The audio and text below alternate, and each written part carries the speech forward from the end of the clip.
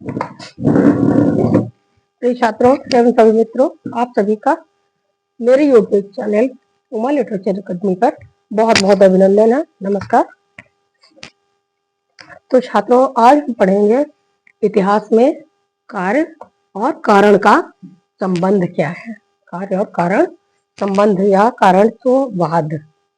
तो इतिहास में ऐसा माना जाता है कि जो कारण है कि प्रत्येक जो नियतिवाद है, एक तो कहा जाता है कि नियतिवाद है, अर्थात जैसे कभी कभी प्रकृति भी, प्राकृतिक चीजें भी इतिहास को बदल देती हैं। तो इसका सरल अर्थ यह है कि अगर समान परिस्थितियों या समान कारण के फलस्वरूप समान घटना होती है, ऐसा हम लोग मान लेते हैं कि अगर परिस्थितियां या समान कारण हुआ तो कोई घटना, समान घटना घट जाती है और उसका एक या अनेक कारण हो सकते हैं या होते हैं।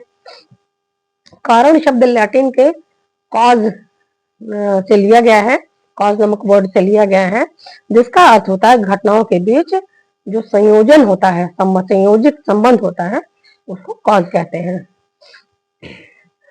प्रोफेसर गुस्तावसन का कहना है कि कारण जो है एक अलंकरण वाक्य है जो किसी ऐतिहासिक घटना की व्याख्या के अनेक कारणों को बतलाता है, एक या अनेक कारणों को बतलाता है। मोटे तौर पे अगर हम देखें तो किसी भी घटना के दो कारण होते हैं, एक तो मौलिक कारण होता है और दूसरा होता है तात्कालिक कारण।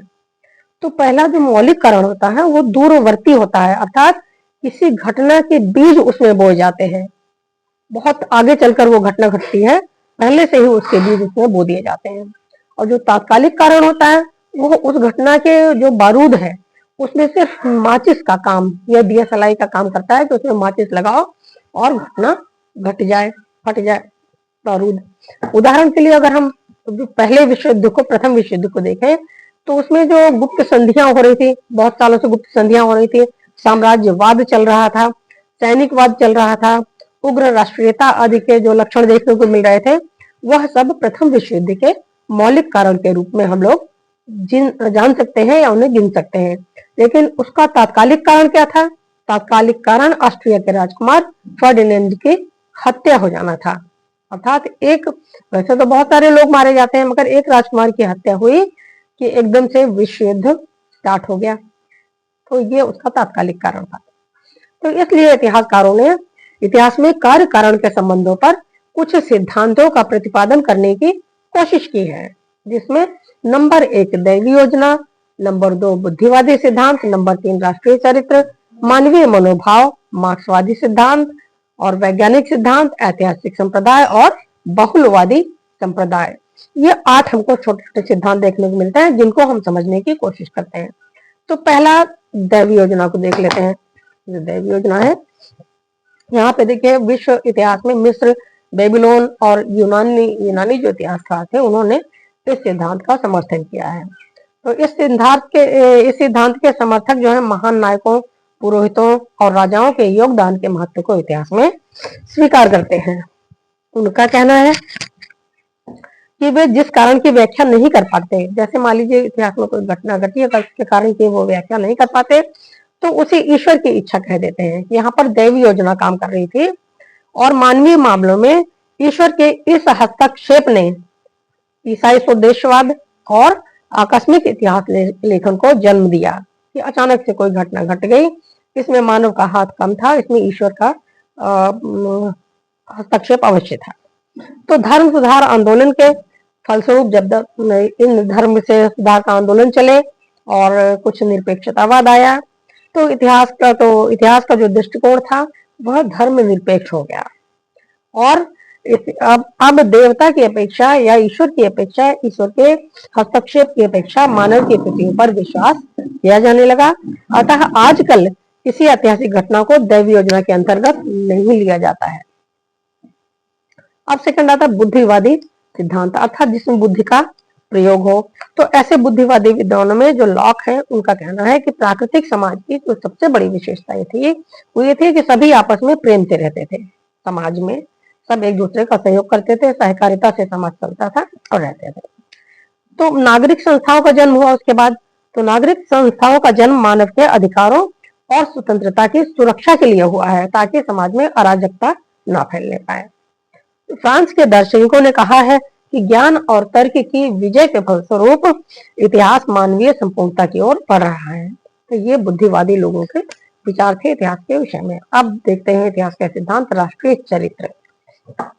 19वीं सदी के आरंभ में जो ऐतिहासिक घटनाओं के कारणों का विश्लेषण करने के लिए अनेक प्रणालियों की सहायता ली गई, जिसमें एक राष्ट्रीय चरित्र भी था। चरित्र भी है। इस सिद्धांत के प्रतिपादक जर्मनी के हर्डर और फ्रांस के माइक लेट हैं, जिन्होंने कहा कि प्रत्येक देश का अपना एक राष्ट्रीय चरित्र होता है, जिसके अनुसार उनकी संस्कृतियां काम करती हैं, उनकी घटनाएं काम करती हैं। चौथा आता है मानव का मानवीय मनोभाव, अर्थात मानवीय जो मनोभाव होते हैं उनका भी अपना एक महत्व है।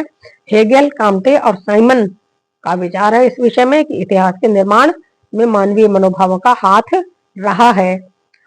उनका विचार है कि सभ्यता संस्कृतियां विनष्ट होती रहती हैं और उनके जगह पर नई सभ्यता और संस्कृतियों का उदय होता रहता है और वह अपने नई मानवीय भावनाओं का प्रतिनिधित्व करती हैं। जो नई संस्कृतियां होती हैं वह पुराने से कुछ लेती अवश्य है, कुछ कंटिन्यू करती हैं, लेकिन उनमें अपना कंट्रीब्यूशन करती हैं, अपने नई मानवीय भावनाओं को वो जोड़ती हैं।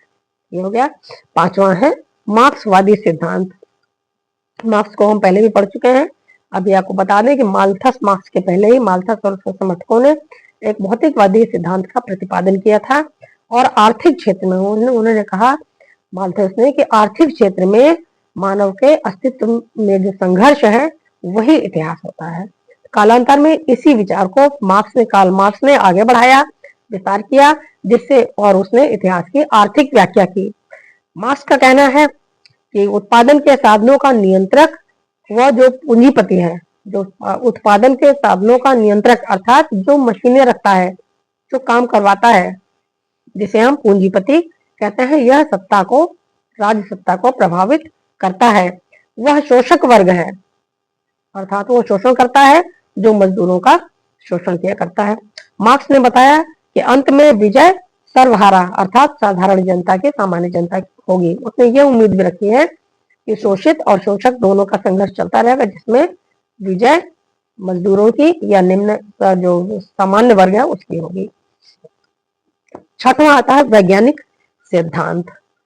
अब ये जो साइंटिफिक थ्योरी है ये 19वीं शताब्दी में राके के नेतृत्व में इतिहासकारों के एक संप्रदाय का उदय होता है। राके ने बताया है कि बिना इतिहास जो है बिना कारणत्व दर्शन के भी बतलाया जा सकता है, बिना कार्य और कारण संबंध के भी इतिहास कहा जा सकता है, उसने कहा है। लेकिन उसने कहा इतिहास का उत्तम दर्शन कारणत्व का सर्वांगीण सिद्धांत नहीं है, बल्कि पूर्ववर्ती और अनुवर्तियों का संयोजन है। पहले आने वाले लोगों का और बाद में आने वाले लोगों का जो संयोजन है वही इतिहास है।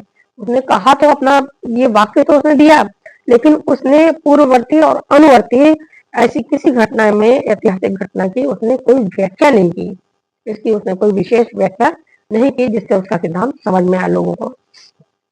अब आता है ऐतिहासिक संप्रदाय, हिस्टोरिकल स्कूल भी कहते हैं जिसको। 19वीं शताब्दी के अंत में जर्मनी में एक ऐतिहासिक संप्रदाय का महत्व बढ़ गया। इसका प्रमुख प्रवक्ता विलियम डिल्थे था। इस संप्रदाय ने हीगल के स्वर में बताया, अर्थात उसने हीगल के स्वर को ही आगे बढ़ाया, हीगल के विचारों को आगे बढ़ाया। डिल्थे का कहना है कि विश्व इतिहास एक शाश्वत प्रक्रिया है, अर्थात वो सदैव चलने वाली एक प्रोसेस है और अनुभवजन्य ऐतिहासिक खोज विकास की व्याख्या कर सकती है। अतः इतिहास को मूल्यों की खोज करनी चाहिए जो वर्तमान जीवन की व्याख्या और मार्गदर्शन कर सके। उसने कहा घटनाओं का नहीं बल्कि प्राचीन ऐतिहासिक मूल्यों की व्याख्या करनी चाहिए जिससे कि उसका लाभ हमको वर्तमान में मिल सके। यह ऐतिहासिक संप्रदाय में डिल्थे का कहना है। अब आता है बहुलवादी संप्रदाय।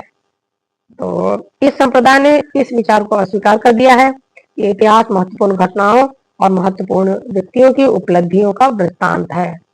उनका कहना है, अर्थात राजाओं की जो गिनती होती है इतिहास में, ज्यादातर राजनीतिक इतिहास में, उसने कहा ये उतना महत्वपूर्ण नहीं है, बल्कि महत्वपूर्ण क्या है कि इतिहास सामाजिक, सांस्कृतिक, राजनीतिक और आर्थिक विकास का अध्ययन करे। उसने कहा हमको चारों दिशाओं में देखना चाहिए इतिहास का अध्ययन करने के लिए।